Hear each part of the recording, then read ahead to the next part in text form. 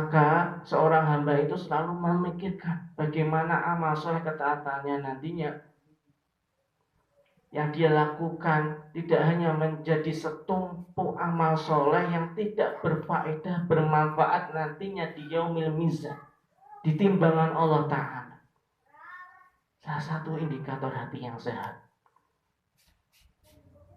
Maka perkara yang mungkin nantinya menegangkan kita ketika di yaumil qiyamah, di hadapan Allah, di sidang kita oleh Allah Ta'ala, sesungguhnya perkara yang menegangkan itu bukan melihat dosa-dosa, banyaknya dosa kita, banyaknya noktah-noktah hitam kita, tapi sesungguhnya perkara yang menegangkan nantinya di yaumil qiyamah, di yaumil mizannya Allah Ta'ala adalah ketika amal soleh ketaatannya kita lakukan di dunia ini, tidak ada satupun di timbangan Allah Ta'ala. Itu yang menegangkan bagi kita. Ibarat bangkrutnya seorang pebisnis di dunia, maka ketika dia gagal dengan bisnisnya di dunia, sakit mengulang lagi karena masih di dunia. Tapi ketika nanti kita sudah sampun di timbangannya Allah Ta'ala, diadili oleh Allah Ta'ala, ketika tidak ada satupun amal soleh ketaatan kita yang ditimbangan Allah Ta'ala, maka merugi kita. Tidak bisa kembali lagi di dunia. Maka ini menjadi sebuah renungan bagi kita semuanya. Maka seorang kekasih Allah Ta'ala, Nabi Ibrahim alaihissalam, maka seorang kasih Allah pun, beliau pun masih berdoa kepada Allah Ta'ala terhadap amal soleh ketaatan yang dia sudah lakukan di dunia. Maka ketika dia sudah membangun Ka'bah, diceritakan di dalam surah Al-Baqarah 124, maka ketika itu Nabi Ibrahim bersama anaknya Nabi Ismail alaihissalam sudah membangun Ka'bah, maka beliau pun berdoa kepada Allah Ta'ala, Rabbana, dalam akhir ayatnya, Rabbana taqabbal minna innaka antas samiul alim. Ya Rabb kami, ya Tuhan kami, terimalah segala amal soleh ketaatan kami, sesungguhnya Engkau maha mendengar lagi maha mengetahui. Kekasih Allah Ta'ala, seorang kekasih Allah Ta'ala, Nabi Ibrahim alaihissalam, yang mungkin kedudukannya sangat tinggi di hadapan Allah Ta'ala, masih berdoa kepada Allah Ta'ala terhadap amal soleh ketaatan yang dia sudah lakukan, agar nantinya Rabbana taqabbal minna, Allah menerima amal soleh ketaatannya di dunia. Bagaimana dengan kita yang mungkin belum ada jaminan garansi amal soleh ketaatan kita sudah nantinya diterima Allah apa tidak? Tidak ada jaminan garansi nantinya dari Allah. Belum ada jaminan sama sekali, termasuk kulonjik yang berbicara, belum ada jaminan dan garansi kita semuanya. Amal soleh ketaatan kita, infak kita, sedekah kita diterima oleh Allah Ta'ala. Maka para sahabat terdahulu, sahabat Ali bin Abi Thalib radhiyallahu anhu mengatakan,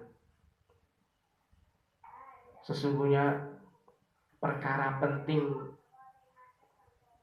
adalah bagaimana amalan itu diterima oleh Allah Ta'ala, bukan memperbanyak amalan. Jadi di sini sahabat Ali bin Abi Thalib lebih mempertimbangkan tentang kualitas sebuah amal, bukan banyaknya. Kunu biqabulin amalin asyadu ihtimami minkum bil amal. Menjadikan sebuah amalan itu nantinya diterima Allah Ta'ala itu lebih penting daripada nantinya kita banyak amal soleh tapi ternyata tidak ada satupun yang nyantol di timbangnya Allah Ta'ala. Itu perkara yang penting. Maka ini sebagai muhasabah diri kita, yang kita belum tahu kapan nantinya Allah Ta'ala mencabut nyawa kita, maka kita perbaiki amalan kita mumpung kita masih diberi umur. Karena sesungguhnya Rasul sudah mengingatkan kepada kita, sesungguhnya hambaku umurnya itu rata-rata adalah sitin wasabil, di antara 60 sampai 70 tahun, dan lebih dari itu adalah sebuah rahmat dari Allah. Mungkin yang sudah merasa berumur 60 sampai 70, maka kita sering muhasabah diri. kita perbaiki niat kita semuanya kepada Allah Ta'ala. Amal soleh kita perbaiki. Dan bahkan sebuah ulama juga Fudal bin Ubaid mengatakan sesungguhnya amal soleh ketaatan yang sebiji yang diterima oleh Allah Ta'ala itu lebih baik bagi seorang ulama Fudal bin Ubaid daripada dunia seisinya. Karena pentingnya sebuah amal soleh itu diterima. Inilah yang sulit bagi kita semuanya. Bagaimana nantinya amal soleh ketaatan kita diterima oleh Allah Ta'ala apa tidak?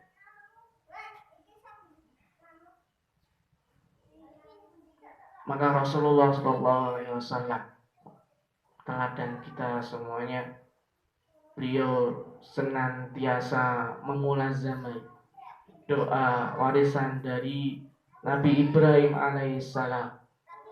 Beliau selalu mulazamai doa Nabi Ibrahim alaihissalam, Rabbana taqabbal minna innaka antas samiul alim. Sebelum matahari srengenge yang menyinari pagi, sebelum menghangatkan pagi, maka beliau senantiasa berdoa seperti itu. Rasulullah SAW berdoa seperti apa yang diajarkan oleh Nabi Ibrahim alaihissalam. Rabbana taqabbal minna innaka antas samiul alim. Sepanjang harinya tidak pernah beliau tinggalkan doa itu. Itu Rasulullah SAW senantiasa berdoa, ya Allah, mudah-mudahan amal soleh ketaatanku diterima oleh Allah Ta'ala. Sesungguhnya Allah Maha mendengar lagi Maha mengetahui. Itu Rasulullah SAW. Maka bagi kita semua yang tidak ada jaminan dan garansi amal soleh ketaatan kita diterima oleh Allah Ta'ala apa tidak, maka kita melazamai doa ini sebagai ikhtiar kita bersama, dan sebagai mudah-mudahan nantinya dengan doa ini amal soleh ketaatan kita semakin diperbagus oleh Allah Ta'ala. Nah, mungkin ada niat-niat yang hadir yang tidak sesuai dengan mencari ridha Allah, maka perlahan kita mulai perbarui ikhlas kita kepada Allah Ta'ala. Dan Bapak Ibu yang dirahmati Allah Ta'ala, ada beberapa tanda atau indikator amal soleh ketaatan kita nantinya itu jika diterima Allah Ta'ala, maka ada tanda-tandanya. Paling tidak ada 3 hal ini, yang ketika 3 hal itu terdapat dalamnya, maka insya Allah mudah-mudahan amal soleh ketaatan kita diterima Allah Ta'ala. Yang pertama adalah, maka ketika amal soleh dan ketaatan itu diterima oleh Allah Ta'ala, maka yang pertama seorang hamba terhindar dari rasa ujub sombong terhadap amal soleh yang sudah dikerjakan. Maka tidak ada seorang hamba yang dia sudah yang amal soleh ketaatan diterima Allah Ta'ala maka dia merasa sombong dengan amal soleh. Tidak ada. Yang sesungguhnya perkara sombong itu hanya milik Allah Ta'ala. Maka ketika amal soleh ketaatan seorang hamba diterima, maka hilanglah rasa sombong pada dirinya. Dia akan senantiasa memperbanyak amal soleh, mensibukkan diri dengan amal-amal soleh dan ketaatan, dan senantiasa muhasabah diri. Apakah nantinya amal soleh ketaatannya diterima oleh Allah Ta'ala? Maka hilanglah rasa sombong dan ujub dalam dirinya. Ini tanda yang pertama. Yang kedua, jika amal ketaatan, amal-amal soleh kita diterima Allah Ta'ala, maka tanda yang kedua adalah di dalam diri seorang hamba tersebut maka akan semakin memperbanyak amal solehnya. Karena sesungguhnya amal soleh yang sudah dilakukan seorang hamba ketika itu diterima akan menjadi magnet bagi amal soleh kebaikan lainnya. Sesungguhnya amal soleh yang sudah dilakukan seorang hamba itu nantinya balasannya adalah amal-amal soleh lainnya itu dikerjakan secara mudah dan gampang. kebalikannya, amal buruk yang dilakukan oleh seorang hamba, maka itu juga akan menjadi magnet amal buruk lainnya. Maka kita saksikan ketika seorang hamba itu sholat fardunya sudah sesuai dengan yang sudah diajarkan Rasulullah, maka dia akan mudah melakukan amal soleh lainnya, sedekahnya juga gampang dan lain-lainnya. Inilah tanda amal soleh ketaatan itu dari Allah Ta'ala. Maka akan mudah menarik dari amal-amal soleh yang sudah dia lakukan. Yang ketiga, maka tanda amal soleh ketaatan seorang hamba itu dari Allah Ta'ala, maka yang ketiga adalah dia akan menyadari bahwa dirinya ini penuh dengan hina, penuh dengan keburukan, maka dia senantiasa memperbanyak ampunan kepada Allah Ta'ala, memperbanyak istighfar kepada Allah Ta'ala. Ini menjadi tanda seorang hamba diterima amal ketaatan yang telah dia lakukan, makin perbanyak istighfar kepada Allah Ta'ala. Maka Rasulullah SAW senantiasa sesudah melaksanakan sholat fardu, sudah salam assalamualaikum warahmatullah, terakhir salamnya maka dia langsung mengucap istighfar 3 kali, astagfirullah, astagfirullah. Maka memulazamai istighfar ini penting bagi kita semuanya. Kita merasa hina di hadapan Allah Ta'ala, kita tidak mencari penilaian di hadapan makhluk, maka kita mencari penilaian di hadapan Allah Ta'ala. Maka dengan itu kita juga dibarengkan dengan berdoa kepada Allah, Rabbana taqabbal minna innaka antas samiul alim. Moga Bapak Ibu kita sarang-sarang mengucapkan doa ini, kiranya kita bisa amalkan. Moga setunggal kali 3, Rabbana taqabbal minna innaka antas samiul alim.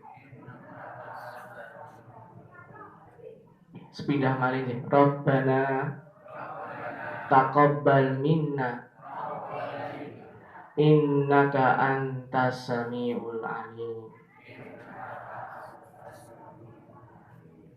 Ya, kita istiqomahkan doa ini.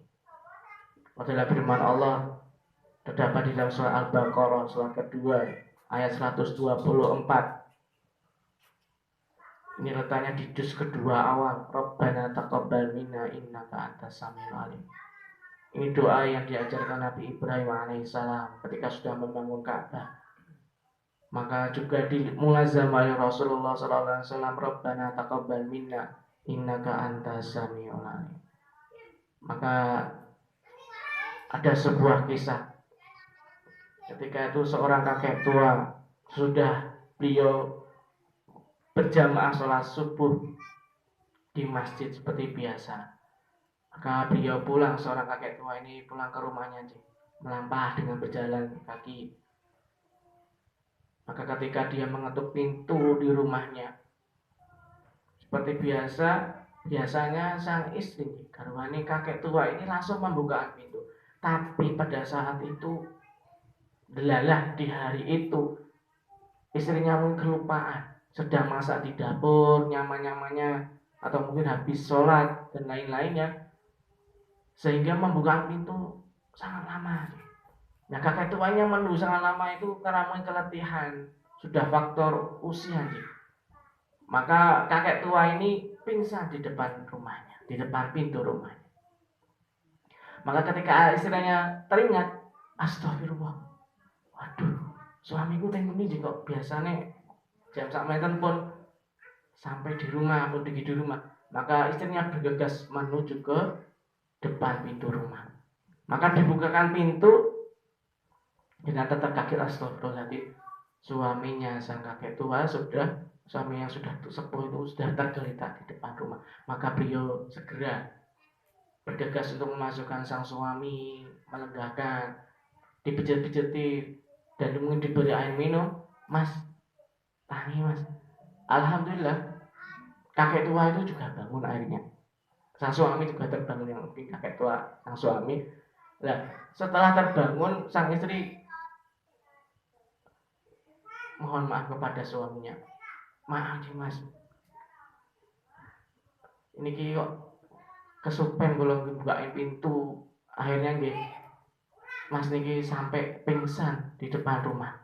Maka kata sang suami, "Bono-bono di, aku ki pingsan ora mergo kesel apa kecapean, tapi mungkin ketika beliau mengetuk pintunya terlalu lama, beliau sambil bertafakur, sambil memikirkan, aku ki mau mikir, seandainya ibaratnya aku tadi mengetuk pintu surganya Allah Ta'ala sekeras-kerasnya, dan ketika saya sudah ketuk berkali-kali ternyata pintu jannah tidak dibuka oleh Allah, ternyata pintu jannah masih terkunci buat saya, maka saya semaput mengingat seperti itu.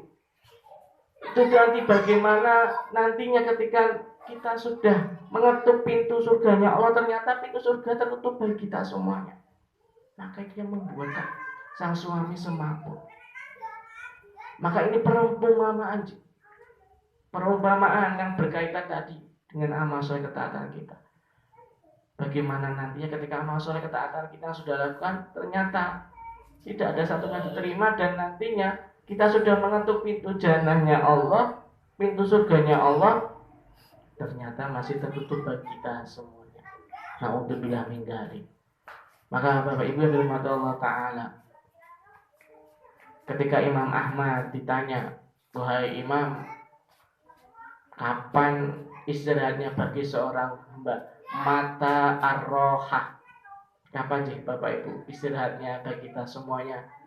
Mata ar-rohah. Maka ketika ditanya seperti itu dia Bapak Ibu, Imam Ahmad menjawab, istirahatnya seorang hamba di dunia ini, istirahatnya seorang hamba di dunia ini adalah ketika dia salah satu kakinya sudah menginjakkan di surganya Allah Ta'ala. Itulah istirahatnya seorang hamba. Maka ketika kita di dunia ini rasanya kok kesel, lelah, lah itulah, itu istirahat kita, tidur kita di dunia ini itu belum istirahat yang sesungguhnya. Karena sesungguhnya istirahat kita nantinya adalah ketika salah satu kaki kita sudah terletak di surganya Allah Ta'ala. Itulah istirahat kita sebenarnya nanti di yaumil qiyamah. Itulah istirahat sebenarnya bagi seorang mukmin. Mumpung alhamdulillah, walaupun kita mungkin masih ada di wabah pandemi, tapi alhamdulillah kita masih bisa beribadah dengan mudahnya. Alhamdulillah di kota kita, di kota Jogja khususnya di daerah dalam ini, kita masih beribadah dengan mudah. Mungkin beberapa hari yang lalu saudara-saudara kita di Semeru merasakan erupsi. Nah, kita tidak tahu kapan nantinya bencana musibah Allah akan melanda kita. Dan pastinya di dunia ini pastinya Allah akan menguji seorang hamba dengan berbagai musibah dan bencana. Pasti, karena sudah Allah firmankan di dalam surah Al-Baqarah 155, "Walanabluwannakum bisyai'in minal khauf wal ju' wa naqsin minal amwal wal anfus wa thamarat wa basyiris sabirin." Erupsi gunung, gempa dan lain-lainnya itu hanya salah satu bencana yang Allah turunkan kepada seorang hamba. Dan bencana yang paling agung ketika nyawa kita sudah dicabut oleh Allah Ta'ala. Maka sebelum terjadinya bencana musibah dan lain-lainnya, maka sebagai tazkirah pengingat kita mengingat Allah Ta'ala, kita kembali banyak mengingat Allah Ta'ala. Kita tidak tahu kapan bencana nantinya akan melanda kita. Maka sebelum bencana-bencana ini melanda kita semua, kita tidak berdoa, kita mendapat bencana, tapi setidaknya kita sudah mawas diri, sampun siap-siap ketika nanti ada bencana dari Allah Ta'ala. Maka kita mawas diri dengan memperbanyak amal soleh, memperbanyak kebaikan, memperbanyak infak sedekah kita, memperbanyak silaturahim kepada saudara-saudara kita, agar nantinya ketika bencana mungkin melanda kita, musibah melanda kita semuanya, kita sudah siap nantinya dengan amal soleh ketaatan yang kita lakukan ini menjadi sebuah wasilah bagi kita semuanya. Kita mendapat pertolongan dari Allah Ta'ala. Bapak Ibu yang dirahmati Allah Ta'ala, maka tausiah pada malam ini hanya sebagai muhasabah diri bagi kita semuanya. Mudah-mudahan nantinya Allah Subhanahu wa Ta'ala paring kita semuanya al-quwwatul iman, istiqomah dalam keimanan ini Bapak Ibu, keistiqomahan dalam beramal dan lain-lainnya. Dan mudah-mudahan nantinya insya Allah kita nanti di akhir hayat kita, di ujung umur kita nanti menjadi seorang hamba yang husnul khatimah. Amin ya rabbal alamin. Dan nantinya kita mendapatkan jannah, amal soleh ketaatan kita diterima oleh Allah Ta'ala dan diridhoi Allah Ta'ala. Amin ya rabbal alamin. Begitu yang dapat kami sampaikan. Kurang lebihnya kami mohon maaf. Wabillahi taufiq wal hidayah. Akhirul kalam. Wassalamualaikum warahmatullahi wabarakatuh.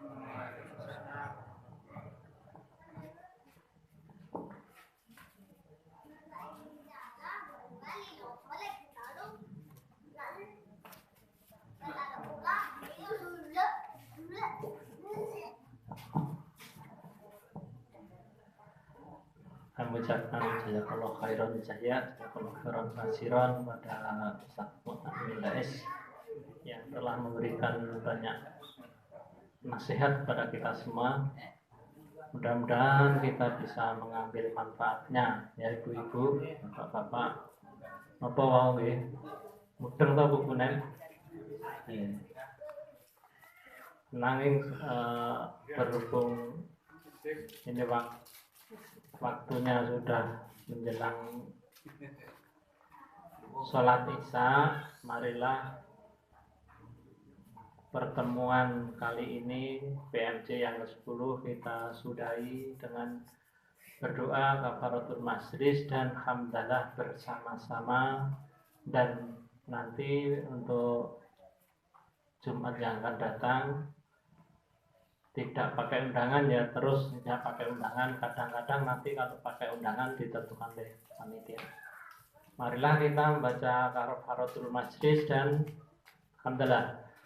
Subhanaka Allahumma wa bihamdika asyhadu an la ilaha illa anta astaghfiruka wa atubu ilaik. Alhamdulillahirabbil alamin. Kurang lebihnya saya mohon maaf yang sebesar-besarnya. Wassalamualaikum warahmatullahi wabarakatuh.